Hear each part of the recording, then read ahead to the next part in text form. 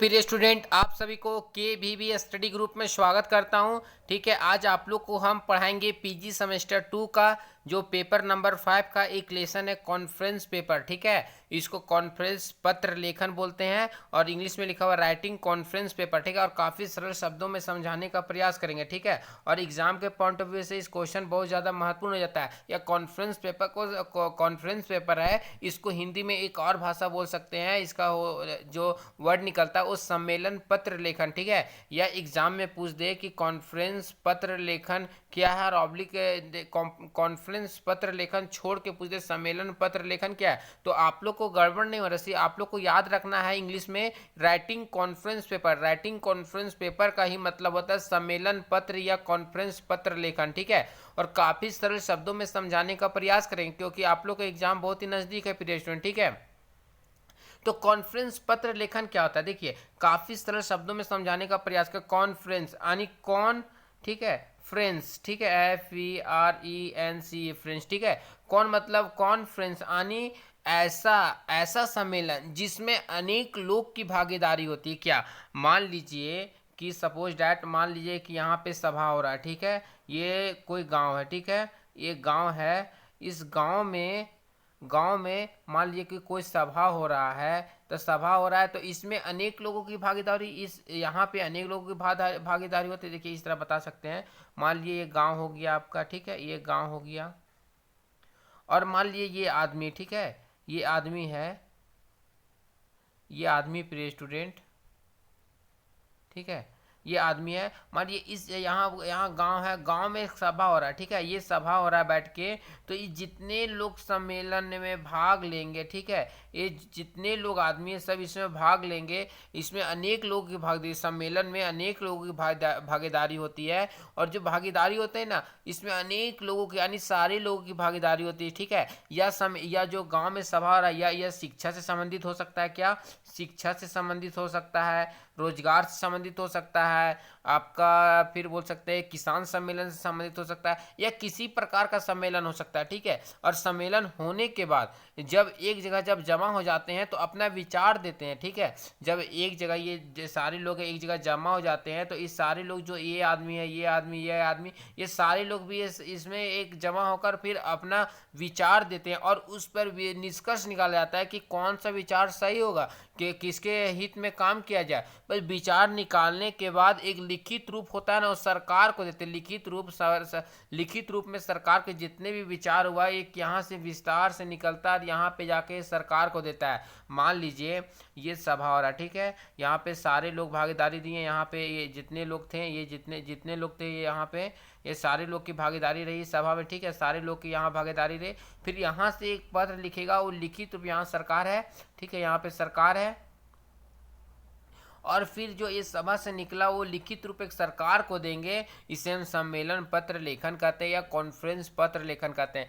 एक सरल शब्दों में बोल सकते हैं सम्मेलन में अनेक लोगों की भागीदारी होती है, या शिक्षा सम्मेलन हो, किसान सम्मेलन हो, रोजगार सम्मेलन हो, या किसी प्रकार का सम्मेलन जिसमें अनेक लोगों की भागीदारी होती है। कॉन्फ्रेंस पेपर यानी सम्मेलन पत्र एक लोगों की भागीदारी से नहीं होगा, जिसमें अनेक लोगों की भागीदारी होती है। और फिर उस विषय पर हम निष्कर्ष निकालते हैं, उसे हम और निष्कर्ष निकालने के बाद फिर हम लिखित रूप में सरकार को, तो उसे हम सम्मेलन पत्र या कॉन्फ्रेंस पेपर कहते हैं। अगर ये नहीं आया तो एक 8 सरल शब्दों में समझाने का प्रयास करेंगे। अगर हमारा बताने का तरीका अच्छा लग रहा होगा तो के स्टडी ग्रुप में जरूर सब्सक्राइब, लाइक, शेयर करते अपने दोस्तों तक पहुंचा दे। ठीक है, आप लोग एग्जाम बहुत ही नजदीक है, अच्छे से जल्दी जल्दी तैयारी कीजिए प्रिय स्टूडेंट। ठीक है, एक और तरीके से आप लोग को समझा सकते हैं कि इसको और सरल शब्दों में समझाने का प्रयास करें। ठीक है, सम्मेलन पेपर व लेख होते हैं जो आपको परिणाम प्रस्तुत करने का अवसर प्राप्त करने के लिए किसी सम्मेलन कॉन्फ्रेंस को जमा किया। कहने का तात्पर्य है कि सम्मेलन पेपर व लेख होता है जो आपको परिणाम, किसी का परिणाम प्रस्तुत करने के लिए अवसर प्राप्त करते हैं। ठीक है, यह सम्मेलन अवसर प्राप्त करता है और अवसर प्राप्त करने के बाद सम्मेलन या कॉन्फ्रेंस को जमा करते हैं।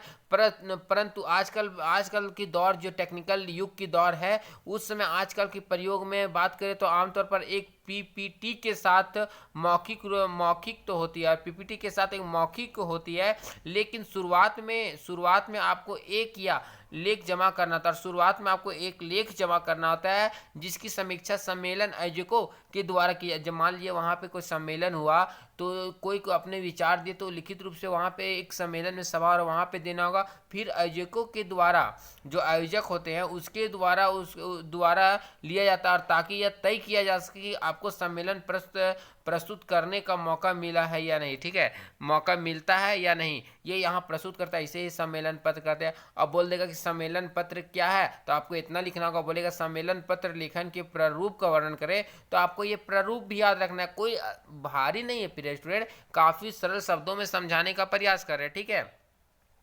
अगर हमारा बताने का तरीका अच्छा लग रहा होगा तो KBB स्टडी ग्रुप को जरूर सब्सक्राइब, लाइक, शेयर कर दें। आप लोग के एग्जाम होते होते हम सारा लेसन को टच कर लेंगे और सारा आप लोग को पढ़ा देंगे। ठीक है, और सिर्फ आप पॉइंट याद रखिएगा, हम जो वर्ड बोल रहे हैं उस वर्ड के मतलब समय कॉन्फ्रेंस पेपर यानी सम्मेलन पत्र, यानी सम्मेलन में अनेक लोगों की भागीदारी, ये आपको याद रखना पूरा। इससे एक पीपीटी आपका तैयार हो जाएगा, 2 पेज से भर जाएगा प्रिय स्टूडेंट। ठीक है, या किसी प्रकार का सम्मेलन, देखिए सम्मेलन पत्र के प्रारूप। ठीक है, जो सम्मेलन पत्र है उसका प्रारूप यानी कॉन्फ्रेंस, जो कॉन्फ्रेंस पेपर है उसका प्रारूप की बात कर रहे हैं। ठीक है, सम्मेलन आप लोग गड़बड़ाएं, सम्मेलन पत्र या कॉन्फ्रेंस पेपर एक ही होता है। ठीक है, तो पहला इसका पॉइंट में होगा सार। ठीक है, क्या है, पहला होगा सार। सार मतलब सारे चीज होता है ना, उसको वहां पे संग्रहित किया जाता है, जमा किया जाता है। ठीक है, दूसरा अवलोकन और समस्या।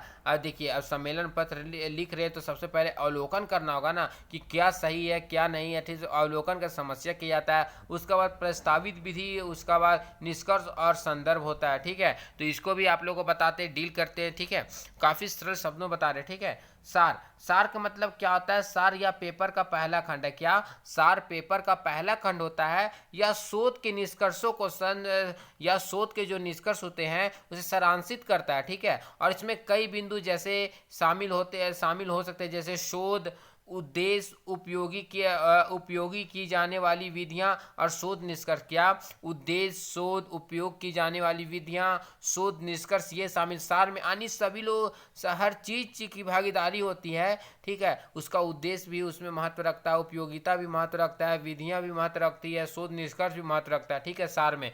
दूसरा अवलोकन और समस्या। क्या, दूसरा पॉइंट है अवलोकन और समस्या।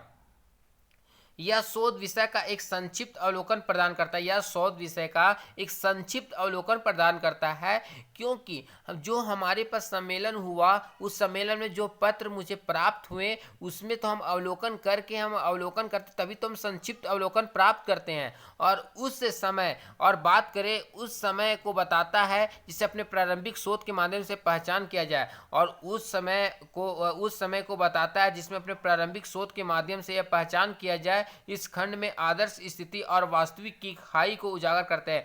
बोला जाता है जब अवलोकन किया जाता है तो इसमें क्या कमियां हैं, क्या इनकी वास्तविकता खाई जो है उसको उजागर करने का प्रयास किया जाता है, उसके बुराइयों को उजागर किया जाता है ताकि इसमें सुधार किया जा सके। ठीक है, नेक्स्ट पॉइंट है प्रस्तावित विधि। तो प्रस्तावित विधि का मतलब है इस खंड में प्रस्तावित विधि के मान्यताओं के साथ साथ किए गए कार्यों के बारे में संक्षिप्त विवरण प्रदान करता है। और इसके जो खंड होते हैं इसमें प्रस्तावित विधियों के मान्यताओं के साथ साथ कार्यों के बारे में संक्षिप्त विवरण प्रदान किया जाता है, जो कार्य किए जाते हैं उनके संक्षिप्त विवरण भी प्रस्तुत किया जाता है, तथा शोधार्थी अपने डेटा को प्रभावित दिखाने के लिए तथ्यों और आंकड़ों का उपयोग करते हैं। कोई भी जब शोधार्थी शोध कार्य कर रहे होते हैं तो समाज को क्या उससे दे रहे, समाज उसके शोध से कैसे उससे आकर्षित हो, उसे आकर्षित बनाने के लिए यानी प्रभावशाली बनाने के लिए कई तरह के डेटा उसमें समाहित किए जाते हैं यानी सम्मिलित किए जाते हैं, तब जाके वे आंकड़े का प्रयोग करते हैं, तब जाके वे एक आकर्षण अपना ये शोध प्राप्त करते हैं। ठीक है, उसके वजह से प्रस्तावित विधि कहते हैं। निष्कर्ष और संदर्भ। ठीक है, निष्कर्ष और संदर्भ क्या होता है प्रिय स्टूडेंट, तो निष्कर्ष क्या कहते हैं, लास्ट जो सबसे लास्ट में आदि कंक्लूजन जो लिखा जाता है उसी को निष्कर्ष कहते हैं। इस खंड में शोध के निष्कर्ष के साथ साथ आगे के शोध के लिए सिफारिश किए भी शामिल। कहने का तात्पर्य इस खंड में शोध के निष्कर्ष के साथ साथ आगे के शोध के लिए सिफारिश भी शामिल है। आगे कोई शोध करना चाहता है उसके लिए अवसर प्रदान करती है प्रिय स्टूडेंट। ठीक है, और सम्मेलन पत्र की विशेषता। ठीक है, बोल देगा कि कौन सम्मेलन पत्र क्या है, इसके चरण और विशेषताओं का वर्णन करें तो आपको विशेषता भी बता रहे ताकि आप लोग को एक्सटर्नल एग्जाम में किसी प्रकार का दिक्कत का सामना नहीं करना पड़े, और काफ़ी सरल शब्दों बता रहे, इसलिए आप लोग लाइक कर दे, कमेंट कर दे, अपने दोस्तों तक शेयर कर दे, वो भी अच्छे मार्क्स ले आए प्रिय स्टूडेंट। ठीक है, तो सम्मेलन पत्र, जो सम्मेलन पत्र इनकी विशेषता क्या हो सकती है, सबसे पहले सम्मेलन की विषय वस्तु स्पष्ट होना चाहिए। जो सम्मेलन पत्र होता है उसका विषय वस्तु स्पष्ट होना चाहिए कि हम किस विषय पर विचार विमर्श कर रहे हैं, या हमारा शिक्षा से रिलेटेड है, या रोजगार से रिलेटेड है, या कृषि से रिलेटेड, उनकी विशिष्ट विषय वस्तु होनी चाहिए। जो विषय वस्तु विशिष्ट होनी चाहिए, एकदम महत्वपूर्ण होना चाहिए, एक वास्तविक टॉपिक पर सम्मेलन किया जाना चाहिए। ठीक है, दूसरा पॉइंट है मानवीय समस्याओं पर आधारित होना चाहिए, और जो समस्या होता है वो मानव के समस्याओं पर आधारित होना चाहिए। ठीक है, तीसरा पॉइंट है सम्मेलन पत्र लेखन का शीर्षक स्पष्ट हो। ठीक है, सम्मेलन पत्र लेखक का शीर्षक स्पष्ट होना चाहिए कि क्या है इनका शीर्षक। ठीक है, ताकि जो पाठक होते हैं उनको भी समझने में आसानी हो। ठीक है, नेक्स्ट है वैज्ञानिक प्रविधि का प्रयोग किया जाना चाहिए, और वैज्ञानिक प्रविधि का प्रयोग किया जाना चाहिए। उसका बाद है अर्थ स्पष्ट होना चाहिए। जब सम्मेलन पत्र लिख रहे होते हैं तो अर्थ स्पष्ट होना चाहिए, क्योंकि अर्थ स्पष्ट होने से सम्मेलन एक सरल शब्दों में हम समझ सकते हैं। नेक्स्ट है वाक्य छोटा एवं स्पष्ट हो। वाक्य छोटा भी होना चाहिए और स्पष्ट भी होना चाहिए, ताकि किसी को दिक्कत नहीं हो। पेपर श्रोताओं को ध्यान में रखकर लिखे। ठीक है, और पेपर होता है श्रोताओं को ध्यान में रखकर लिखे ताकि उनको किसी प्रकार का दिक्कत ना हो। चलिए आप लोग को इसे डिफाइन करके बता रहे प्रिय स्टूडेंट। पहला पॉइंट है सम्मेलन में विषय वस्तु विशिष्ट हो। ठीक है, बोला गया है सम्मेलन का विषय वस्तु जिस पर शोधार्थी लेख प्रस्तुत कर रहे हैं उसका विषय वस्तु विशिष्ट होना चाहिए। जब शोधार्थी किसी लेख को प्रस्तुत कर रहा होता है तो उसके विषय वस्तु विशिष्ट होना चाहिए, ताकि प्रस्तुतिकरण में आसान एवं सटीक हो सके। उनके विषय वस्तु स्पष्ट होने से उनके प्रस्तुतिकरण में सटीकता है, स्पष्टता आता है, ताकि वे एक आसान तरीके से उसे प्रस्तुत कर सके। और व्यापक विषय वस्तु वो झीला एवं निराश पैदा करती है, और व्यापक यानी लंबा चौड़ा विषय वस्तु आपको क्या करती है, वो झीला पैदा करती है और निराशा पैदा करती है, उसमें किसी प्रकार का इंटरेस्ट नहीं होता, इसलिए स्पष्ट होने से विषय वस्तु विशिष्ट होना चाहिए। ठीक है, नेक्स्ट पॉइंट है मानवीय समस्याओं पर आधारित। क्या मानवीय समस्याओं पर आधारित होना चाहिए। जिस समस्या पर शोधार्थी लेख प्रस्तुत कर रहे होते हैं वह मानवीय समस्याओं पर आधारित होना चाहिए। जब शोधकर्ता या अनुसंधान करता, सब एक ही नाम होता है। ठीक है, तो वे जब शोध करते हैं तो शोध करते हैं तो लेख प्रस्तुत कर रहे होते हैं तो मानवीय समस्याओं यानी मानव की समस्या पर आधारित होना चाहिए, ताकि समाज को उससे लाभ मिल सके। और क्या समाज को उससे लाभ मिल सके तथा उस समस्या का सही समाधान निकल सके। अगर हम समाज को ध्यान में रखकर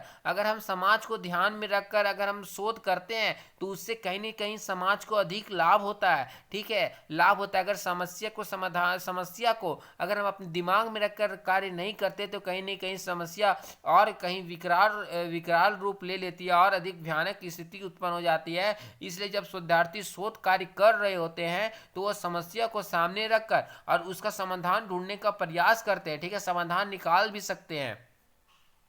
नेक्स्ट पॉइंट है सम्मेलन पत्र के शीर्षक स्पष्ट होना चाहिए। जो सम्मेलन पत्र है उसका शीर्षक भी स्पष्ट होना चाहिए। सम्मेलन पत्र लेखन का शीर्षक स्पष्ट होना चाहिए जिससे सुनने वाली की रुचि बढ़ जाए। अगर हम मान लिए कुछ एकदम आकर्षक रूप के साथ हम उसका शीर्षक के नाम रखेंगे तो जो सुनने वाला वो शुरू से ही काफ़ी एक्साइट रहेगा कि मुझे ये बात को सुनना है। जैसे उदाहरण के तौर पर अगर मान लीजिए ये आदमी, ठीक है, ये आदमी है प्रिय स्टूडेंट, ठीक है, और यहाँ पे कोई सम्मेलन कली शिक्षक दिवस था, किसी को ये मंच मिला है मंच संचालन करने के लिए, और यहाँ पे आदमी है, ठीक है, और ये शुरू से ही काफ़ी आकर्षण नज़र आ रहा है आदमी काफ़ी। तो यहाँ पे जो यहाँ पे दर्शक बैठे हुए ये तो काफ़ी आकर्षित होंगे क्योंकि इनके मंच संचालन से ये दोनों का मन मोह लिया। ठीक है, तो इन्हें गड़गड़ाहट तालियों ज़बरदस्त बजेगा और इन लोग के अंदर, ये दोनों के अंदर कहीं ना कहीं ये फीलिंग आई कि ये काफ़ी अच्छा है। ठीक है, और काफ़ी सुनने में अच्छा लग रहा है और उसके अंदर उत्साह बढ़ेगा। उत्साह बढ़ने के बाद इससे पता चलेगा कि इनके अंदर उत्साह बढ़ रहा है और काफ़ी एक्साइटेड होकर सुनने के लिए। इसलिए हो जाता है कि सम्मेलन पत्र को शीर्षक को ध्यान में लिख कर रखें ताकि श्रोताओं को शीर्षकों से लगभग सारी बात स्पष्ट रूप से पता चल सके। ठीक है, चौथा पॉइंट है वैज्ञानिक प्रविधि का प्रयोग। सम्मेलन पत्र लेखन में वैज्ञानिक प्रविधि का प्रयोग होना चाहिए जिससे समस्या का निदान हो सके। क्या बोला गया है कि सम्मेलन पत्र में जो सम्मेलन पत्र लेखन है उसमें वैज्ञानिक प्रविधि का प्रयोग होना चाहिए जिससे समस्या का निदान हो सके। हम समस्या का निदान कैसे कर सकते हैं? हम वैज्ञानिक प्रविधि का सहारा लेंगे उसका हम प्रयोग करेंगे तो समस्या का निदान कर सकते हैं। क्योंकि वैज्ञानिक प्रविधि संभावनाओं पर चलने की बात तो नहीं करती और वैज्ञानिक प्रविधि संभावना की ये हो सकता है, ये बिल्कुल नहीं, ये सटीक है या अर्थात है। ठीक है, या अर्थात मतलब सटीक है, वस्तुनिष्ठ है, यानी स्पष्ट है। ये कभी नहीं पे जोर कभी नहीं देता, ये सिर्फ हाँ जो सटीक है उस चीज पर जोर देता है। ठीक है, और इसमें समस्या स्पष्ट हो जाता है और सही निष्कर्ष तक पहुंच, जब समस्या स्पष्ट हो जाएगा तो हम सही निष्कर्ष तक पहुंच सकते हैं। नेक्स्ट पॉइंट है अर्थ स्पष्ट हो। ठीक है, सम्मेलन पत्र लेख में अर्थ स्पष्ट होना चाहिए जिससे श्रोताओं को बात समझ में आ सके और कठिनाई ना हो। जब हम कॉन्फ्रेंस पेपर या सम्मेलन पत्र लिख रहे होते हैं तो इसका वाक्य इतना स्पष्ट होना चाहिए, इतना सरल होना चाहिए, इतना आसान होना चाहिए कि जो सुन रहा है उसे सुनने में किसी प्रकार का दिक्कत का सामना नहीं करना पड़े। अगर दिक्कत का सामना करना पड़ता है तो कहीं ना कहीं आपको ये परेशानी में डाल सकती है, कठिनाई में डाल सकती है, क्योंकि सुनने वाला सुन ही नहीं सकता, उसका अर्थ नहीं निकलता तो कोई पढ़ेगा भी नहीं। इसे जब भी सम्मेलन पत्र लिख रहे होते हैं तो उसका वाक्य स्पष्ट रखे, सरल रखे, संक्षिप्त रखे। ठीक है, और काफ़ी अच्छे से लिखें। अगर हमारा बताने का तरीका अच्छा लग रहा होगा तो KBB स्टडी ग्रुप को जरूर सब्सक्राइब लाइक शेयर कर दे प्रिय स्टूडेंट। ठीक है, नेक्स्ट पॉइंट है वाक्य छोटा एवं स्पष्ट होना चाहिए। ठीक है, अगर हम जब सम्मेलन पत्र लिख रहे होते हैं, आप लोग उदाहरण के तौर पर बोल सकते हैं कि जब हम पत्र लिख रहे होते हैं, मान लिया हमको छुट्टी चाहिए यूनिवर्सिटी या कॉलेज में, तो नहीं देखते कि आप कितने सरल शब्दों में छोटे में यहाँ से छोटा इतना ही A4 साइज में छोटे छोटे शब्दों में और सटीक शब्दों में लिखकर समझा देते हैं कि और उससे आपको छुट्टी मिल जाता है। काफ़ी सरल शब्दों में लिखने यहाँ यही बात बोला गया है, वाक्य छोटा और स्पष्ट होना चाहिए ताकि आपकी समस्या को आसानी से पकड़ सके और पाठकों को किसी प्रकार का दिक्कत का सामना नहीं करना पड़े। आप लोग को पढ़ बताते हैं कि सम्मेलन पत्र लेखन में वाक्य बड़ा नहीं होना चाहिए। बड़े वाक्य श्रोताओं को पाठकों को कठिनाई बढ़ा सकते हैं और उसे समझने में मुश्किल आ सकती है। ठीक है, ये बोला गया है। नेक्स्ट पॉइंट है पेपर श्रोताओं को ध्यान में रखकर ही लिखे। जब भी हम पेपर लिख रहे होते हैं तो श्रोताओं को ध्यान में रखकर लिखे, क्योंकि श्रोताओं को समझ में आएगा तभी तो आपका महत्व देंगे, अगर समझ में नहीं आएगा तो कहाँ से महत्व देंगे। इसी बात को यहाँ दर्शाया गया।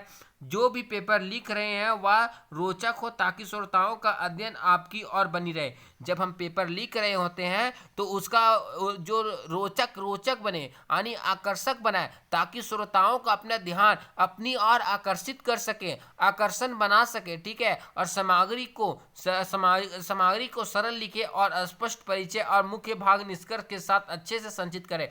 कहने का तात्पर्य है कि सामग्री को सरल लिखे, जितना सरल शब्दों में लिखे ताकि श्रोताओं को, जो सुनने वाला है, जो देखने वाला है, उनको स्पष्ट हो सके और काफी सरल तरीके से उसके मन में आ सके। स्पष्ट परिचय और मुख्य भाग के निष्कर्ष अच्छे से लिखे और स्पष्ट जो परिचय होता है उसको अच्छे से लिखे, मुख्य भाग निष्कर्ष के साथ अच्छे से लिखे और संचित करे। ऐसा भाषा का प्रयोग करे जो श्रोताओं को समझ में आए और ऐसा शब्दों का प्रयोग करे जो श्रोताओं को काफी आसानी से समझ में आए। इस तरह ये आपका लेसन समाप्त हो गया। अगर हमारा बताने का तरीका अच्छा लग रहा होगा तो KBB स्टडी ग्रुप को जरूर सब्सक्राइब लाइक शेयर कर दे प्रिय स्टूडेंट। जय हिंद, जय भारत।